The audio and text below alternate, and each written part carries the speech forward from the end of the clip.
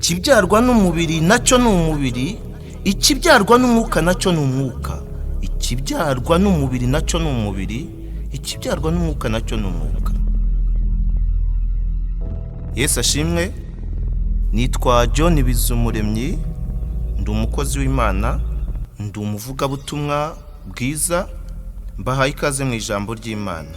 Imana ishimwe cyane. Ndashaka ko tuganira amagambo avuga ngo kubyarwa ubwa kabiri cyangwa kuvuka ubwa kabiri. Turasoma mu butumwa bwiza bwa Yesu bwanditswe na Yohana ibice 3, umurongo wa mbere kugeza ku murongo wa 7. Reka dusome mu izina rya Yesu. Haravuga ngo hariho umuntu wo mu bafarisayo witwaga Nikodemu, umutware wo mu Bayuda.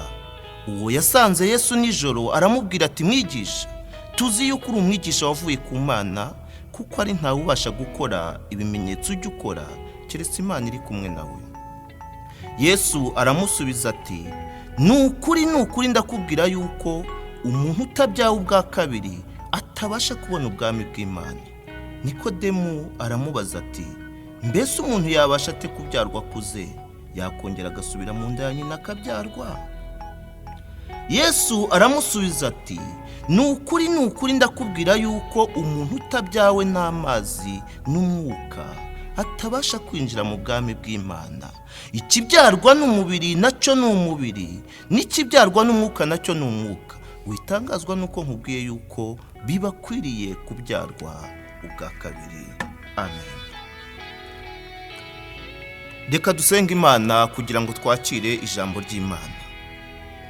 Mana ishobora byose, Mana ifite ubutware n'imbaraga, turagushimiye kuko mu rukundo rwawe ariho twaboneye agakiza, mu rukundo rwawe niho wiyungiye natwe, uduha kuvuka ubwa kabiri kugira ngo duhinduke ibyaremwe bishya muri Yesu Kristo. Turagushimiye kubw'umwanya mwiza uduhaye ijambo ry'Imana. Ndasenze ninginga kugira ngo uryumva wese rimufashe guhinduka, kugira ngo abashe kuba ushaka kwaba we. Turagushimiye kuko uba natwe muri uyu mwanya wose, kubw'izina rya Yesu Umwami wacu. Amen. Kubyarwa ubwa kabiri. Ahangaha dusomye inkuru z'umugabo witwa Nikodemu. Asa nk'udasobanukiwe iryo somo ryo kubyarwa ubwa kabiri. Dawidi muri Zaburi ya 51 umurongo wa 7 yavuze amagambo akomeye ati, dore naremewe mu gukiranirwa, mu byaha niho mama yambyariye. Dawidi uyu nubwo avuze ibi ngibi, ariko Imana yaramuhamije. Nubwo avuga ibi, ariko Imana iramuhamya. Iyo dusomye mu byakozwe n'intumwa ibice 13 umurongo wa 22, Imana igira iti, mbonye Dawidi mwene Yesayi umuntu umeze nk'uko umutima wanjye ushaka.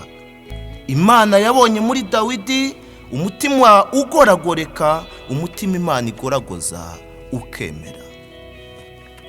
Hari abantu bagira imitima itagoragoreka, imitima y'ubutagondwa, bamudakurwa ku ijambo, badashaka guhinduka nubwo babona ko ibyo barimo atari ukuri, ariko ntabwo bashaka guhinduka. Iyo ni imwe mu myitwarire igaragaza umuntu wa kamere. Nubwo Dawidi Imana imuhamirije, ariko harashaka kutwereka ishusho y'inkomoko yacu. Dore naremewe mu gukiranirwa, mu byaha niho mama yambyariye. Aho ngaho imico yaho n'ubwikunde, kwirebaho tutitaye ko hari abo twaba tubangamira, no kwishyirira imbere guhatanira icyubahiro, nubwo kukibona byaba bisaba ko hari abo dukandagiraho, bakomereka, bapfa, ariko kuko dusunikwa n'umutima wa kamere, ibyo ntitubyitaho. Icyangombwa nuko tugera ku cyo dushaka. Abameze batyo Pawulo abahamiriza yeruye ko batazaragwa ubwami bw'Imana.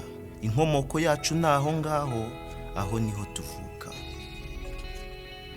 Aho gukunda kugira imbago, aho umujinya n'uburakari biba nka kire yacu ya buri munsi. aho gutsindwa no guca bugufi bihindurwa nk'ikizira. Imana idufashe kandi Imana itwiteho. Aho ubwoba buhinduka umugenga w'ubuzima bwacu, baraturoga byacitse, ntituramuka, ejo nzamera nte, nibyo tubamo. Ubwo nibwo buzima bw'umuntu utuye muri kamere. Aho indimi zacu zihora zishyushye, zirehariha kuvuga ikibi ku bandi. Aho gutsindwa no kugira intege nke kw'abandi biduhindukira inkuru y'ibyishimo. Imana itubabarire. Aho twumva twahora hejuru y'abandi, aho gutera imbere kw'abandi kudutera gusuherwa, aho guhigura imihigo no kwatura amashimwe bihindurwa iturufu dukoresha ducyurira abatuvuze nabi mu gihe twari mu ntambara z'uburyo butandukanye, kandi tugahora twumva tutanyuzwe n'uko turi. Nitwe dukeneye ubufasha, ibyiza byose bigirirwe kuri twe, umuntu wa kamere. Niyo mpamvu Yesu yeruriye Nikodemu aramubwira ngo nimutavuka ubwa kabiri ntimubasha kubona ubwami bw'Imana. Nubwo mubwiriza, nubwo muririmba, nubwo mumaze igihe muri abigisha bemewe mu idini, ariko nukuri ndakubwira yuko nimutavuka ubwa kabiri ntimubasha kuragwa ubwami bw'Imana.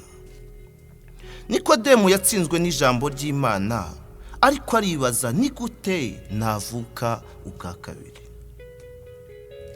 Nasubira mu nda ya mama nkavuka? Intumwa Pawulo aduha igisobanuro cyumvikana kuri aya magambo. Iyo usomye mu Bagalatiya ibice 2 umurongo wa 20, yaravuze ngo nabambanywe na Kristo, ariko ndiho, nyamara si ukiriho, ahubwo ni Kristo uriho muri jye.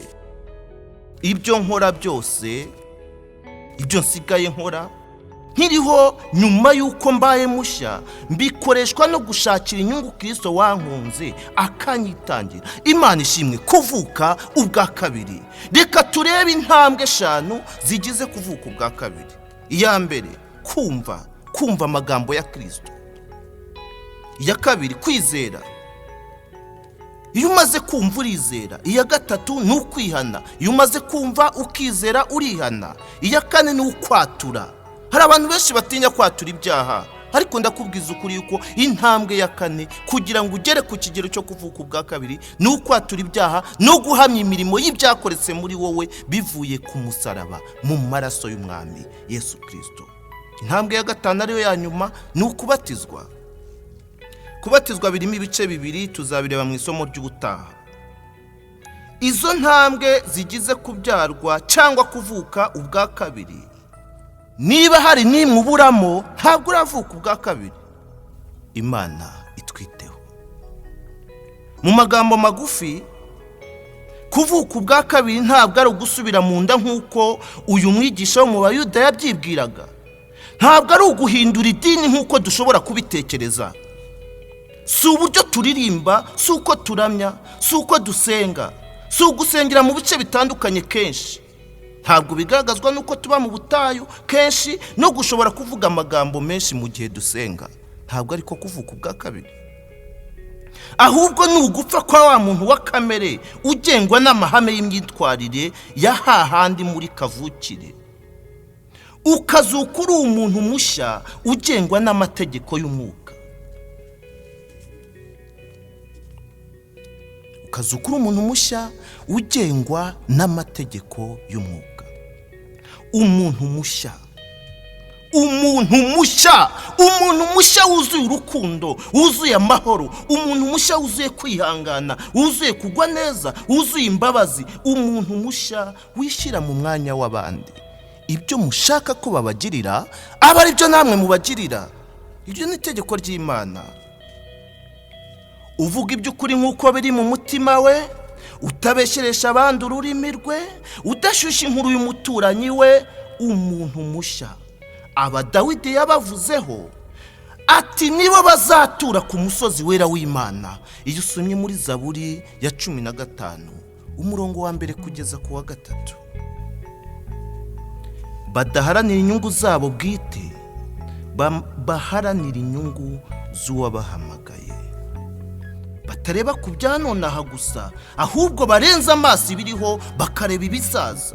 Badakorera gushimwa n'abantu gusa, kuko bizeye ko bafite umugenzuzi mukuru ubareba naho abantu baba batabasha kubareba. Abo mu Baheburayo hatubwira ibyabo neza. Bibiliya bavugaho igira iti, abameze batyo Imana ntikorwa n'isoni zo kwitwa Imana yabo, kuko yabiteguriye umudugudu. Imana ibaha umugisha. Dusoreje aha igice cya mbere cy'iri somo, kuvuka ubwa kabiri. Igice gikurikira tuzasobanura intambwe ku yindi, tunarebe n'iki kuvuka ubwa kabiri bimaze muri ubu buzima bwa none. Muhabwe umugisha n'Uhoraho, naho ubutaha turabakunda. Ukeneye gutanga inyunganizi cyangwa kugira icyo asobanuza, andika hasi muri komantere cyangwa uduhamagare kuri telefone 07 88 77 43 39. Ushobora no kutwandikira kuri email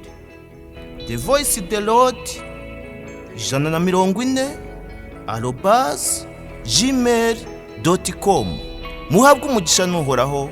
Amen.